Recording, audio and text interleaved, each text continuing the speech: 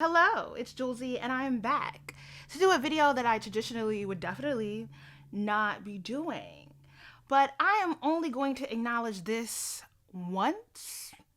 After this video, I will not be engaging in this discussion or with these content creators any further.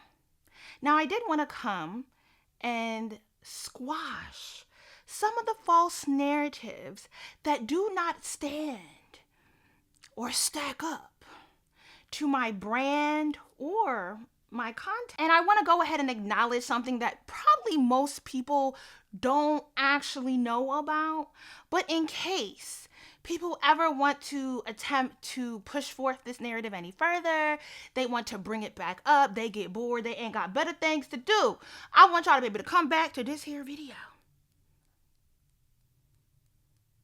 and no, this shit ain't it. All right, so over the Memorial Day weekend, some drama and messiness was stewed by a paid subscriber to my YouTube memberships. All because I posted a video discussing my critiques of the Kaepernick book cover petition that was created by another content creator. So I did this discussion for my paid members because I wanted to have a discussion with my core audience. This was never meant to be a video that was promoted or posted publicly. It was always meant to be a discussion based on loose theories that I had to engage with my audience's perspective, as in I wanted to hear from my audience and have a conversation with them, which is largely what I do use Patreon and YouTube members for. For specific tiers, I mostly do live streams that allow me to work through looser theories and have a conversation with my audience. This video was so much so only ever meant to be a discussion that I posted an announcement that I was going to do the video at 3 p.m. What was that, Wednesday? I posted it morning of to Patreon, and I posted it maybe an hour or less than an hour as a members only post on my community page for my YouTube channel. And this matters because like within that window of time is when somebody decided that like, ooh, $2.99 is a real good price to stir some mess. Typically, I will make public community posts to market my paid content because it's a good way to market yourself. I typically will post it on Twitter, I will post it on the community page on my YouTube, and occasionally I'll post it on Instagram. I had no intention of posting this video anywhere publicly because I knew that my thoughts on it weren't all the way cohesive, but I wanted to have this discussion. And typically I would post this for Moonstones and up, but I wanted to, also like the higher tiers tend to be the people that agree with me the most. And I wanted to get a broader range of perspectives on this topic. And it was something that we had already discussed in our Discord. So I wanted to go ahead and do a video for all of my paid subscribers because I typically wouldn't do content for all paid subscribers. But I went ahead and did that because I really did want to hear the vast perspectives of my core audience. And I'm just explaining all this because I really want to drive home the point that the video was not done for views or coins.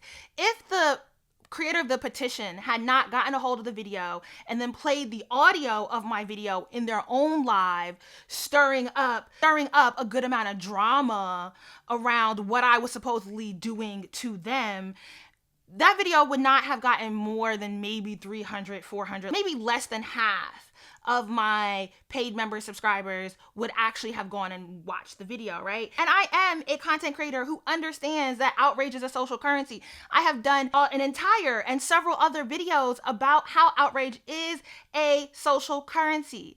Clearly, at this point, there are viewers from all sides of the spectrum who are interested in the mess. If I wanted to get views and engagement off of somebody else's name, I would have posted the video publicly or marketed that I was doing a paid video publicly. Now, a YouTube member by the name of Brown Baby saw the announcement and then sent the petition creator a DM on Instagram telling them that I was planning to do a video about the Petition creator and that I had been dragging the Petition creator in other places, but then supposedly, I guess maybe they implied that I was deleting content where I had talked about them previously. I think what they're talking about is that I had said something about the Petition on my Instagram stories, and for those of us that know how Instagram works, the stories expire after 24 hours. Brown Baby joined in on my live. They are in the live chat on that video.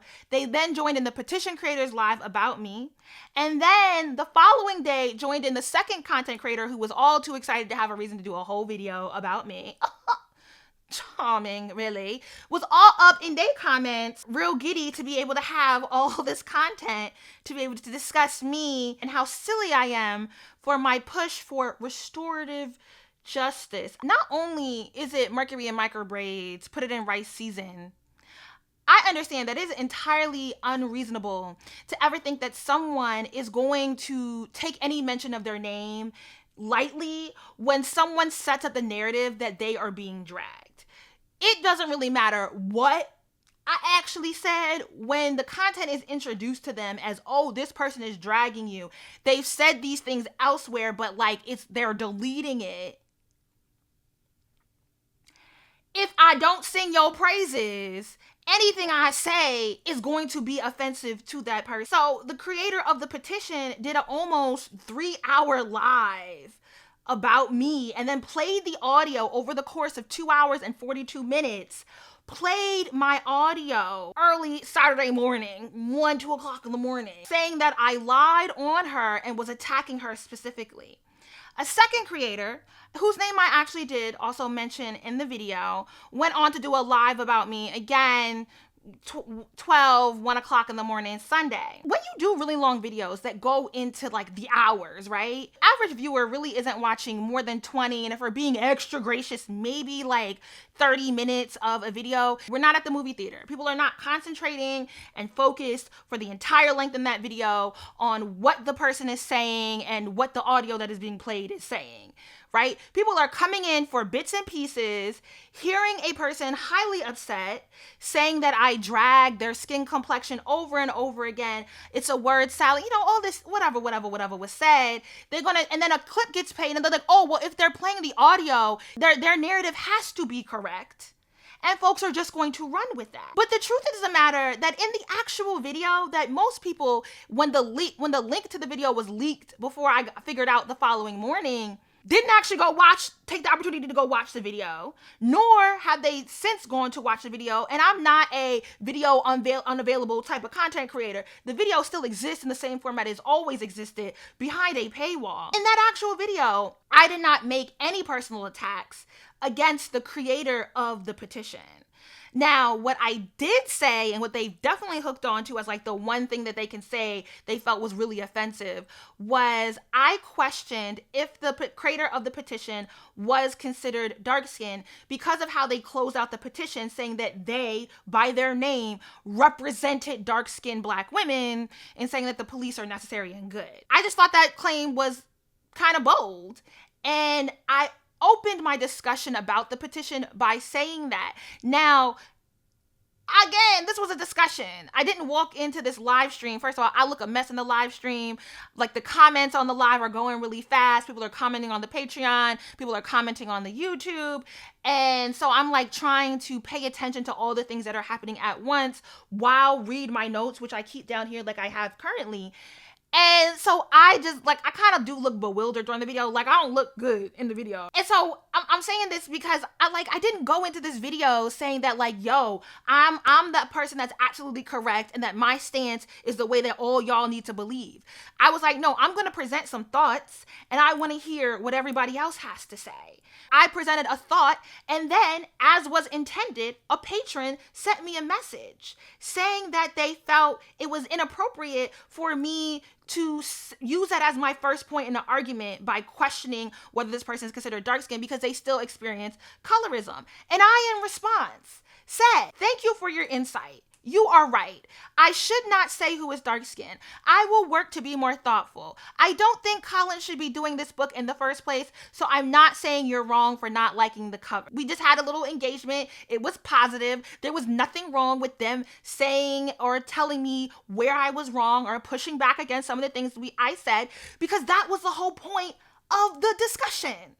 I said nothing else about the petition creator in the video, which is like an hour and 20 minutes long. My criticisms focused on the language used in the petition and the people I saw sharing the petition who identified themselves as Black feminists. Most of what the petition creator perceives as me talking about them specifically is references that I'm making to my audience, responses to the live chat, and again, talking about the people who identify as Black feminists who were sharing this petition, and I was wondering, how did they receive the language? Because I was just aghast, knowing certain people's politics, that they were not questioning or not repositioning some of the points made. Part of why I'm even here discussing this is that the live streams that were done about me by the two content creators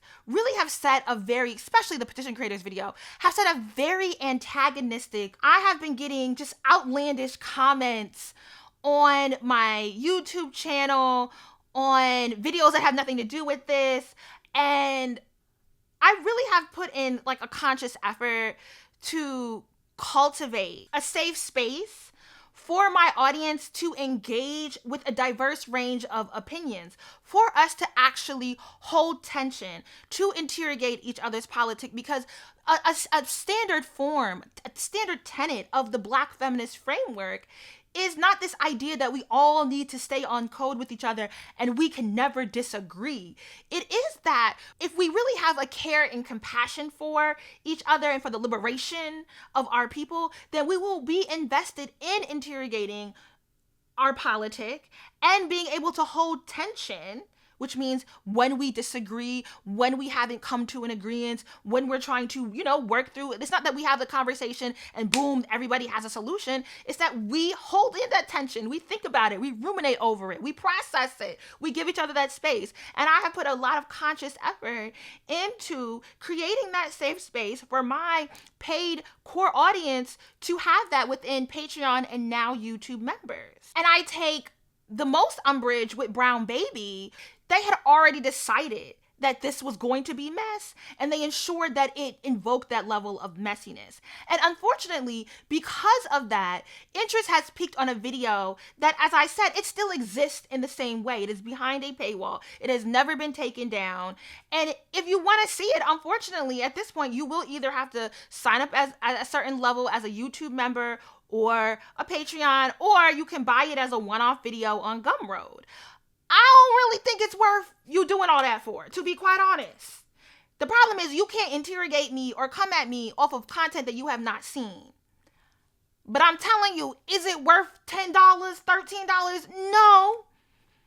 No. It's a discussion. It's loose. It's not the best. It's not the best done video. But if you that intrigued, go ahead and get it. The core of everything really is, though, I do not think, as I stated in the video that most people have not watched, I do not think that Colin Kaepernick should be publishing a book on prison abolition, especially one where he centers himself and his publishing company with no visibility of the Black women who have historically been in the prison abolition space and who have actually contributed to the book. Like, at the end of the day, I don't disagree with the idea that the cover needs to be changed. And it's wild to me that instead of us really being able to talk about, I guess, essentially what would be the cover of this book, it has become y'all trying to attack me by defending the police. Is that what we doing in 2021? But let me extend, a modicum of grace here. Weeding through what would be considered good faith critiques versus personal attacks, people coming at you sideways or just being straight out disrespectful as an influencer is an incredibly difficult task. When you open yourself to the public, you get a lot of wild, just disrespectful, especially on the internet. People just have all sorts of things that they say to you, and it can become hard to weed through that. And then when somebody is saying something that has some sort of legitimacy, and that takes a lot of concentrated labor, and it requires you to have a network of people who either work in the online space or are influencers themselves who can call you in. And I'm not claiming to be a person that is there that can really decipher consistently between good faith critiques that have some validity and people just flat out disrespecting me. There have been times where I have been rude to people that did not have bad intentions. And there have been times where I've been made wildly uncomfortable by the way someone approached me with their valid critique or did not approach me with their valid. At the end of last year, another influencer clipped one of my videos. They took a piece of one of my videos and then created their own video saying that I use fat-phobic language that was harmful to fat people. And they posted this video publicly on Instagram and Twitter. And I don't like call-out culture. Matter of fact, I have a whole podcast episode on my Patreon and YouTube members where I sit down with the book club cohort member Bree Reed, and we are talking about Adrienne Marie Brown's book We Will Not Cancel Us, and about when is call-out culture appropriate, what are the benefits of it, and my discomfort and dislike for the way call-outs work. I would much rather prefer to be called in if the person who is offering the critique has any faith that there's a possibility of me doing better. If they have any faith that there's a possibility of me receiving it. And so what I realized, because when I saw the video and I then had an interaction with the person that I didn't also care for. So when I sent, the video to my peer group, they called me in. They reaffirmed that there was validity in the critique, that I could take issue with maybe the format, but that I did need to check my language and the fat phobia that still exists within me as a person who is considered a small fat, and the privilege that does come with that, and that I do need to do better. And so that got me thinking, have I done a good enough job setting the tone to let people know that they can come to me in good faith without having to pay penance or bow down at the perceived altar and gush over me, that people can tell me when they think something I've said or done is harmful, because they hope that I will take in their insight and do better. And that I needed to do a better job of setting that landscape, which is why I've been doing the videos that I've been doing in 2021. However, I don't think these particular content creators that involved in this Memorial Day weekend mess are capable of a good faith discussion. Because the petition creator in particular has been ecstatic about how they supposedly ripped me a new one and how they purposefully hit below the belt and made things personal. That brings them a lot of joy. Their perception of me supposedly being a failure brings them so much joy, so much delightment. Now, the second creator, we had a interaction in fall of 2019. I was then accused, I was responsible for the comments on my video that were disparaging and negative about them. Also, subsequently, I was responsible for people who were identifying as supporting me coming at them negatively. And so I extended a supreme amount of grace, and I will take ownership of my comment section and needing to do a better job in moderating and offer an apology. They then took my apology video, clipped it, said, thank you for the apology, but I think you lying because you've definitely commented on one of my videos, even though we all have a dashboard where we can literally go on the back end, type in a person's name, and it will pull up if they've commented or not. There's no good faith, because they can never walk away from a way of presenting themselves as better than whomever they are having a disagreement with, even if that person is offering a very gracious apology. It cannot be done. Now, on my side, because I said I did not moderate my comments enough, and so therefore when I apologize for something, that means we finna do better at minimum. That content creator's name has been blocked. You can't leave a comment, good or bad, on any of my videos about said person because their name is a blocked word on my comments. The petition creator's name is also now a blocked word because what we not fitting to do is allow an audience of people to further drum up beef that don't actually exist. For people to insert their own miserable perceptions into something that don't really have two legs to stand on. I did that back in the fall of 2019. This content creator, somebody comes and defended me wildly misspelling my name. So I don't even know why in 2021 this person thought it was necessary to come in and offer a defense of me. Rather than deleting or hide, YouTube does not have a good block system, which is really unfortunate for all of us. But at most they could hide the commenter from ever commenting on their video again. Typically, I personally would have just deleted the comment. They back 2 months ago, they went in and replied to the comment to say that I haven't dismantled anything, that I'm an elitist hypocrite, that meant like many other scholarly Black women who simultaneously discourage Black women for prioritizing finances and relationships. Now these two creators, they have a negative friendship that only works as long as they are reinforcing supremacy ideologies about each other that allow them to maintain an illusion of righteousness. They will always deflect. I'm inclined to say that it's very rich that one of these people goes through great lengths to keep their identity hidden. We can't even get a manicured hand, an elbow, an ankle, a limb, a kneecap. But this anonymity allows them to make whatever claim they want to with no proof of statement. There are a plethora of things that I cannot say because you see me. There are so many claims I cannot make because I'm visible. And again, this anonymity allows them to not be held responsible for the politic that they promote. How do you go through great lengths for your own anonymity and then participate in personally disparaging Black women who are visible? But back to the petition creator and the first live that was done about me. Now, I did utilize the copyright claim system, and YouTube has said that they are concerned, their language is literally, we are concerned that this still falls into fair use. It don't connect to me how utilizing the copyright claim system on YouTube is equivalent to calling the police, because I have made no claims about demonetizing or deplatforming. That is a very slippery slope to go down. I do not do virtue signaling. You start setting standards you can't even abide by. Did not do that, but you ripped my paid content and I attempted to use the general system. They're currently telling me it's for fair use currently, and we'll just leave it at that for right now. If the petition creator would like to stick YouTube executives on me, if they would really like to push for a claim against me, they could contact me and I'll do the email introduction. Let me know what department you would like to hit up first.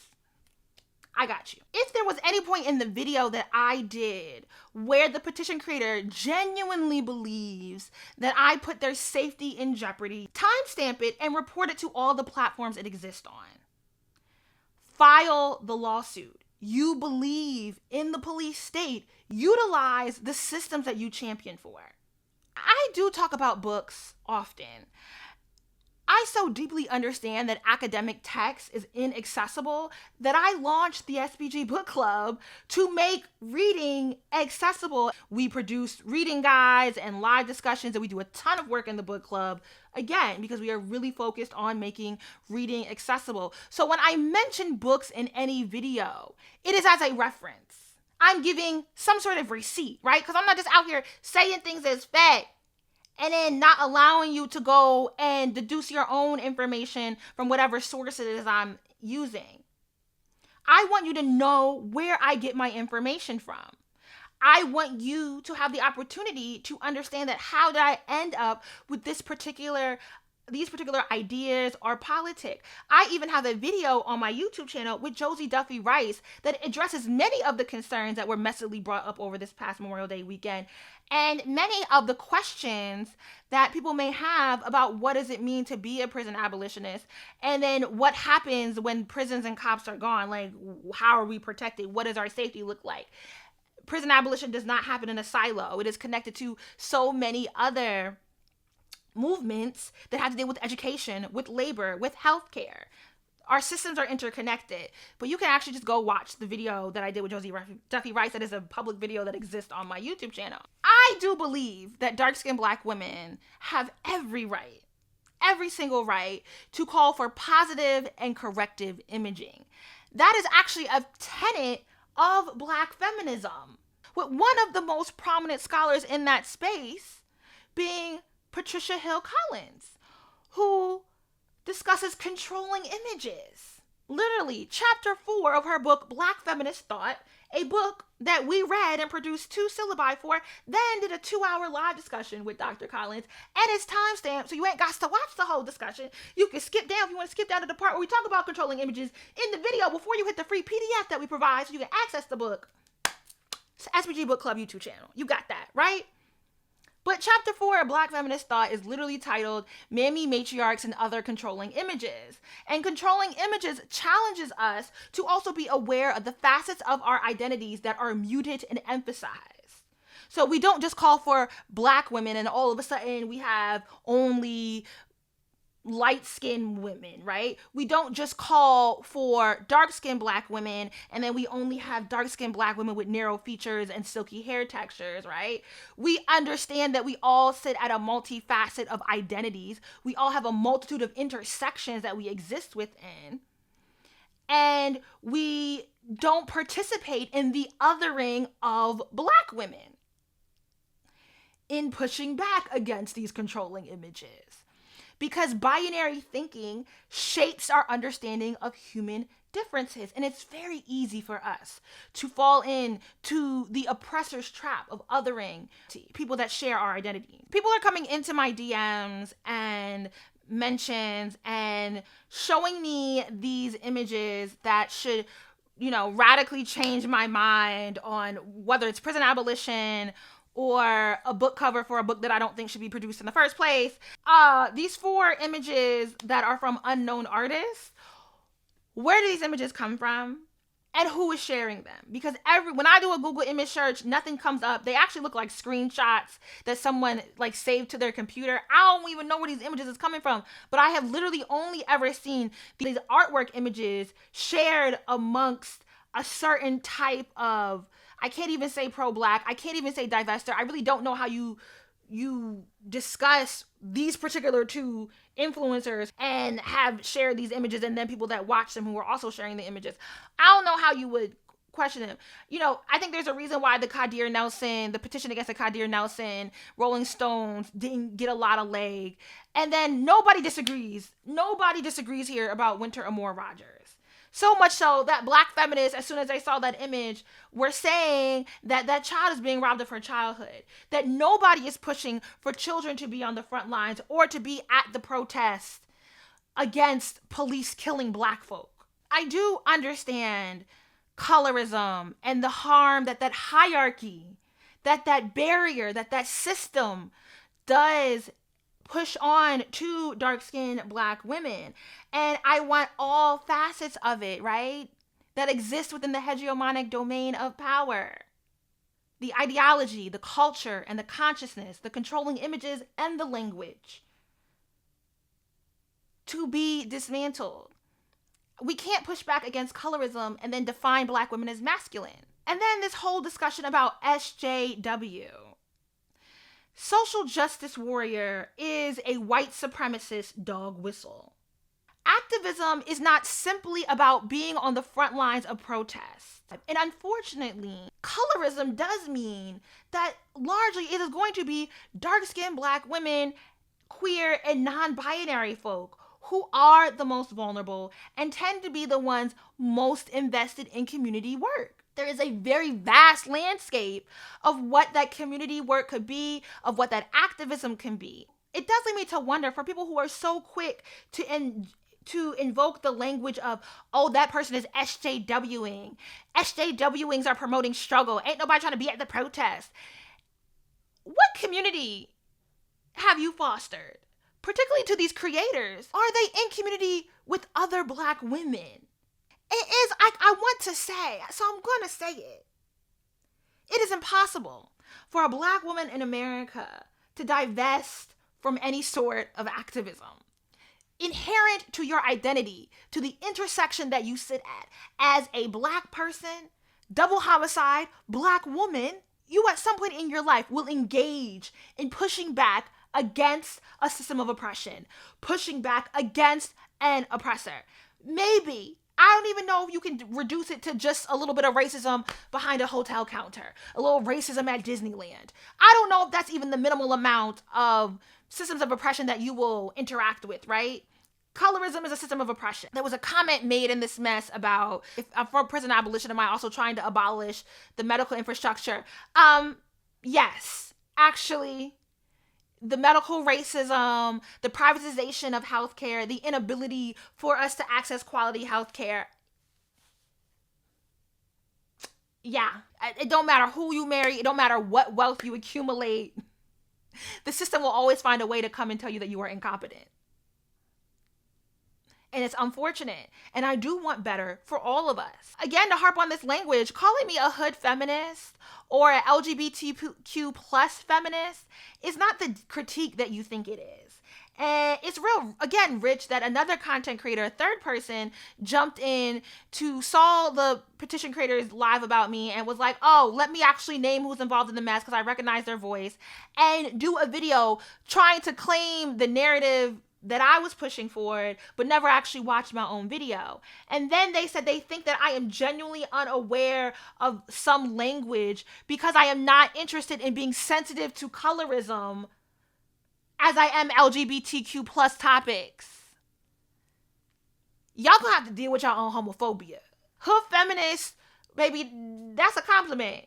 I enjoyed reading Hood Feminism by Mickey Kendall in our book club. We have a great syllabus for that book as well. And we did an author chat with Mickey Kendall because Hood Feminist reminds us that we have to expand our understanding. You know, again, this goes back to Dr. Collins, in engaging with women in the community. And again, in our language and the changes that we call for, we have to be careful and mindful to not be causing further harm to communities that exist in different spaces from us but share similar identity. So is it that I'm a hood feminist or is it that I'm an elitist?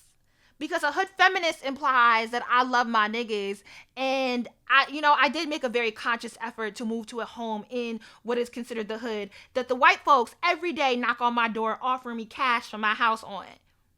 I'm not investing in upholding a system that forces some of us to live with our mothers. That is my anti-capitalist politic. I'm not an anti-capitalist because I seek to shame other black people or black women for the ways that they are just trying to survive in this system.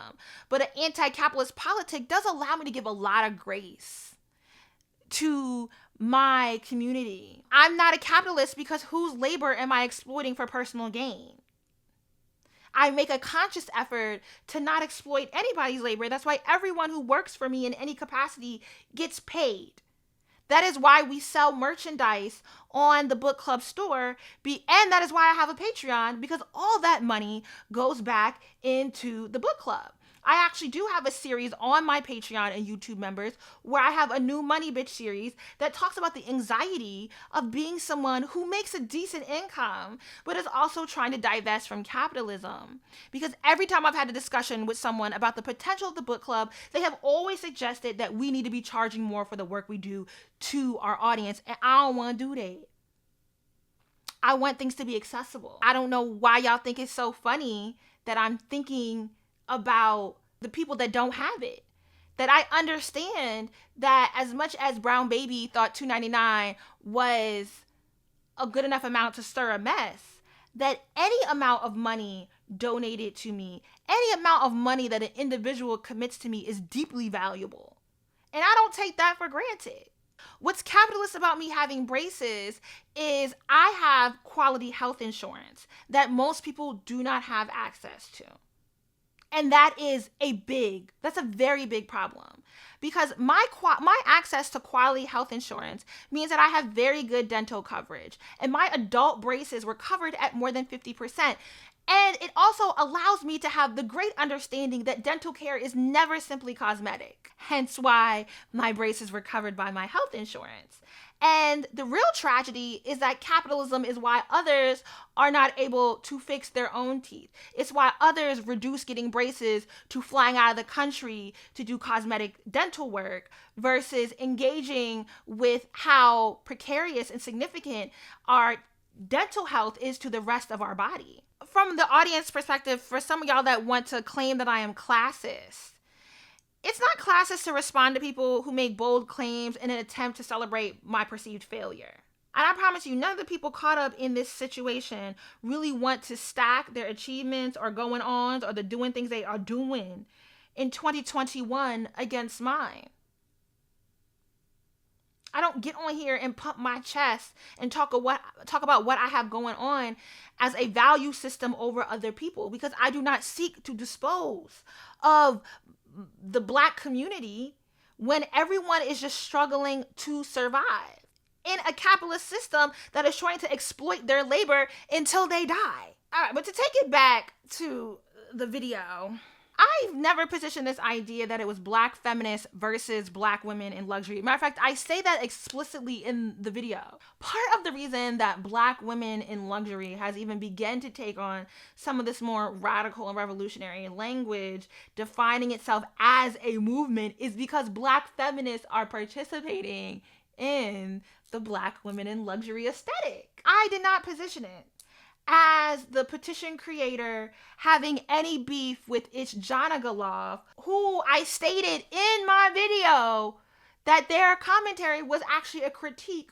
on Black feminists. And a lot of these perceived critiques as Black, that are framed as Black feminists versus others, really are intra-community Black feminist conversations. In the video, I literally read a passage from Dr. Joy James, and if anyone is familiar with her work at all, it was an explicit critique of Black feminists. For whatever reason, the Petition creator thought I was reading it to them. I was reading a critique of Black feminists. It's fascinating that these two creators seem to think that in the face of coming at me that they can center themselves as representatives of the Black women in luxury movement, because Ichjanagaloff said cottagecore, not red leather furniture, and living at home. I don't know. But I want us all to get free. I want us all to have better options. That's the anti-capitalist in me. On this idea of me Black feminists not talking about the femicide that or Black women's death at the face of intimate partnerships with Black men, I do not make a spectacle of Black death. I do not turn Black death into an event. Because what does it mean to talk about someone once they're dead? I personally believe that there is no justice to be netted in my death. The only justice I can net is in changing the systems that led to my death in the first place. I don't know what solution is even possibly provided in treating Black death like an event, and therefore not discussing the structures that are built to kill us until we're dead.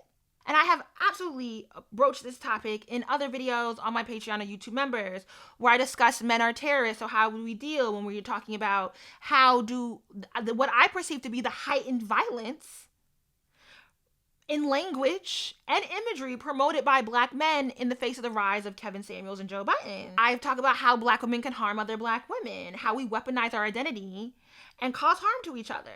I've talked about sexual trauma. As a matter of fact, that video is also available on Gumroad. It had a great interview with sex therapist Michelle Hope. I've talked about misogynoir, through a pop culture reference, as we talked about Courtney from The Circle. I have absolutely done a discussion about Black Lives Matter and accountability, where I sat down with my lawyer friend from Texas, Amber, as we discussed a lack of accountability with Patrisse Cullors, Tamika Mallory, Sean King, and Lee Merritt.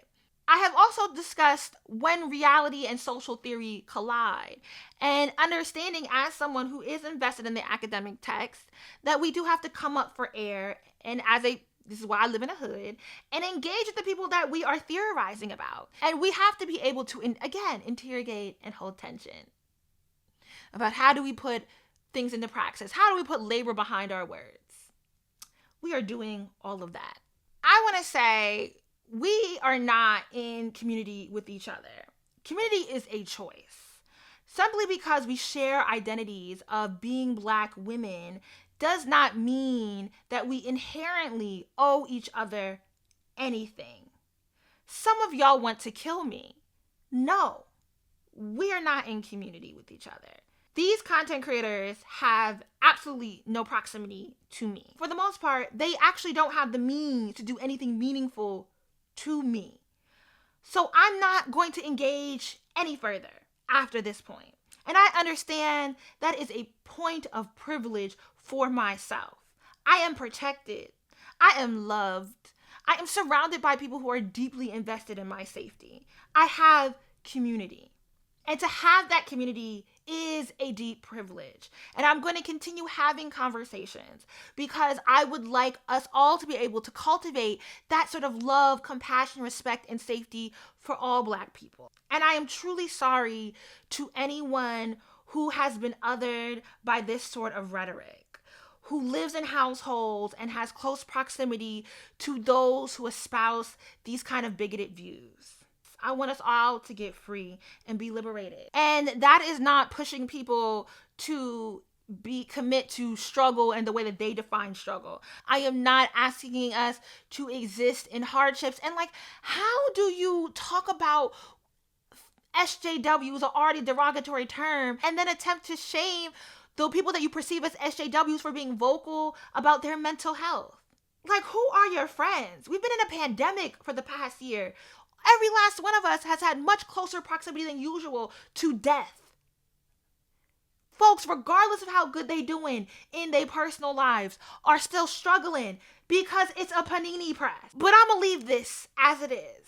Because again, there ain't nothing left to engage with on this manner.